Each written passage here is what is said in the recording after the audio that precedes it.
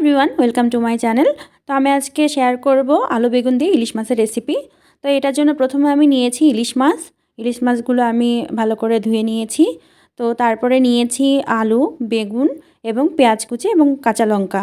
তো আমি প্রথমে ইলিশ মাছটা নুন হলুদ দিয়ে মাখিয়ে নিব।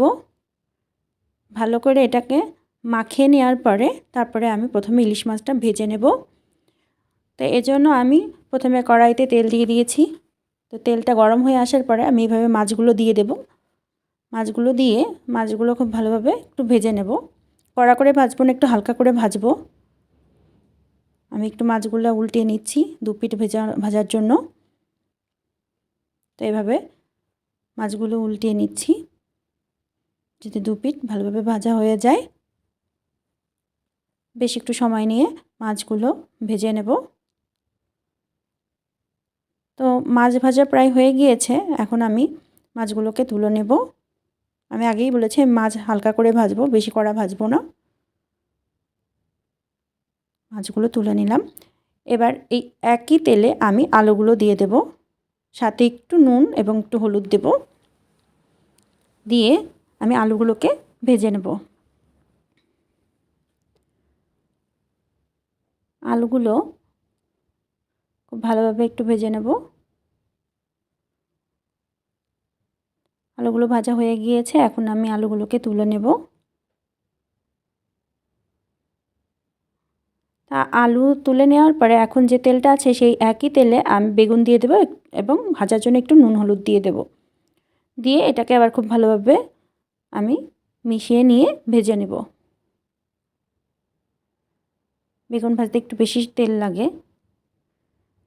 বেগুন আমার ভাজা হয়ে গিয়েছে, এখন আমি বেগুনগুলো উঠিয়ে নিচ্ছি। এখন আমি প্যানে আরেকটু তেল দিয়ে নেব।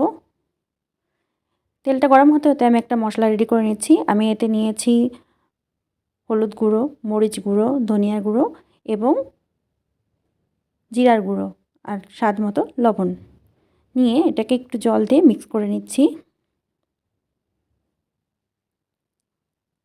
মিক্স করতে করতে তেলটা আমার গরম হয়ে এসছে। এখন এই তেলের মধ্যে আমি পেঁয়াজ কুচি দিয়ে দেব, কাঁচা লঙ্কা দিয়ে দেব। দিয়ে ভালোভাবে নাড়াচাড়া করে নেব। একটু নাড়াচাড়া করার পরে তারপরে এর ভিতরে আমি মশলার পেস্টটা দিয়ে দেব। দিয়ে আমি মশলাটাকে ভালো করে কষিয়ে নেব। এইভাবে তেল ছেড়ে আসছে মশলার উপর দিয়ে। তো এই মশলার ভিতরে আমি দিয়ে দেব ভেজে রাখা আলু বেগুন। তো আলু বেগুন দিয়ে দেওয়ার পরে এটাকে আমি খুব ভালোভাবে মিক্স করে নেব। মশলার সাথে খুব ভালোভাবে আলু বেগুনটা কষিয়ে নেব। তেল যখন ছেড়ে এসছে তখন আমি এই পর্যায়ে ঝোলের জন্য জল দিয়ে দেব। যে যেরকম ঝোল রাখবে সেইভাবে করে জল দেবে। আমি এতটা রাখবো তাই এতটা দিয়েছি। ঝোলটা এরকম ফুটে আসলে এখন আমি এর ভিতরে মাছগুলো দিয়ে দেব। মাছগুলো দিয়ে একটু উল্টিয়ে পাল্টিয়ে দিয়েছি। এখন একটু জাল হতে দিচ্ছি যাতে মাছের ভিতরে নুন, হলুদ, লবণ, তেল সব ঢোকে। এটার জন্য আমার অলমোস্ট হয়ে গিয়েছে। আমি নামানোর আগে একটু ধনেপাতা কুচি দিয়ে দিচ্ছি।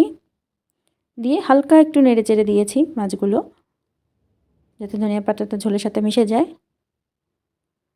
তো এখন আমি নামিয়ে নেব একটা পাত্রে। হয়ে গেল আলু বেগুন দিয়ে ইলিশ মাছ। তা আমার ভিডিওটি যদি ভালো লাগে তাহলে অবশ্যই আমার চ্যানেলটি সাবস্ক্রাইব করবে, পাশে থাকা বেল আইকনটি প্রেস করে দেবে আর অবশ্যই লাইক, কমেন্ট, শেয়ার করবে। তো আজ এখানেই আসছি, টাটা।